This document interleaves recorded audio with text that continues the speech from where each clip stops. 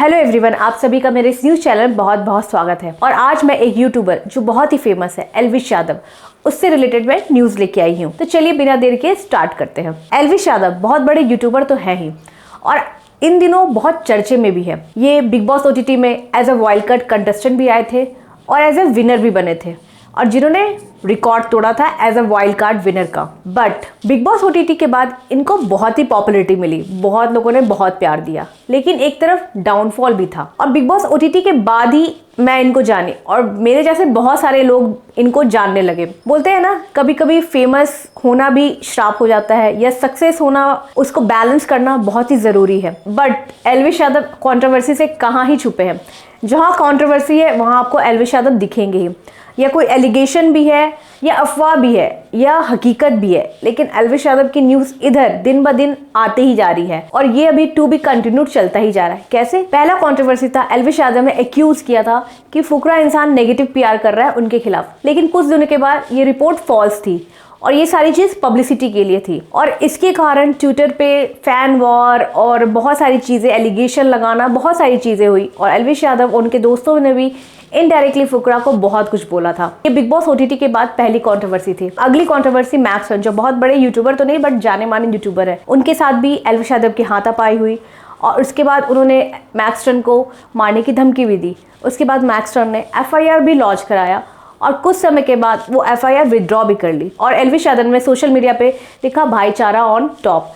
अब अंदर की बात क्या है पता नहीं, क्योंकि अंदर कुछ ना कुछ धमकी तो मिली होगी, क्योंकि सडनली इतनी बड़ी चीजें इतनी स्मूथली कैसे खत्म हो गई। ऑब्वियसली अगर देखें तो मैक्सटन की फैमिली भी है और फ्यूचर भी देखना है, और इनडायरेक्टली बोल दो या डायरेक्टली बोल दी, एल्विश यादव की लिंक ऊपर तक तो है ही, लेकिन कुछ लिंक टूटी भी है, लाइक रैंडम शेना। वैसे एल्विश यादव हिंदू को बहुत फॉलो करते हैं, उनके फेवर में हमेशा बोलते हैं, लेकिन इस बार उनका बोलना ही उन पे भारी पड़ गया। जो वो बोले उनका वो अपोजिट कर दिए। ऑब्वियसली मुनावर फारूकी के बारे में उन्होंने बहुत कुछ बोला, बट ऑब्वियसली मैच जो हुई थी आप तो देखे ही होंगे, इस मैच में वो बहुत अच्छे से मिले, नॉर्मल मिले, उसके बाद भी मिले, जिसके कारण बहुत सारे लोग नाराज़ भी हुए क्योंकि वो जो बोले उसके अपोजिट किया और उसके कारण ही रैंडम सेना से जो कनेक्शन था वो भी टूट गया और बहुत सारे कुछ फैंस भी है जो नाराज भी हुए, कुछ नहीं भी हुए। इसके कारण भी वो कंट्रोवर्सी में रहे। और अभी जो लेटेस्ट न्यूज़ चल रही है, एल्विश यादव को अंडर वाइल्ड लाइफ एक्ट के अंतर्गत उन्हें गिरफ्तार किया गया है। नोएडा पुलिस ने 14 दिन तक उन्हें हिरासत में लिया गया है और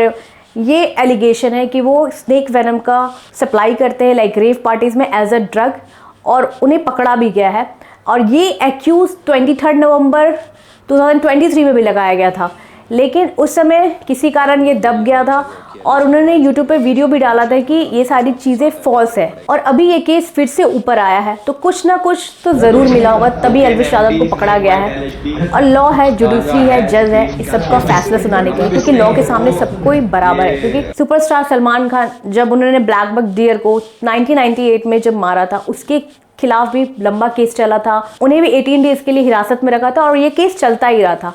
तो एल्विश यादव उनके सामने क्या ही है, तो लॉ के सामने सब कोई बराबर है। अगर एल्विश यादव ने अगर सही में गुनाह किया होगा तो उन्हें सजा तो जरूर मिलेगी, अगर नहीं किया होगा तो विदाउट एविडेंस वो निकल ही जाएंगे। और इन सब के बीच में पेरेंट्स जो है सबसे ज़्यादा फेस करते हैं।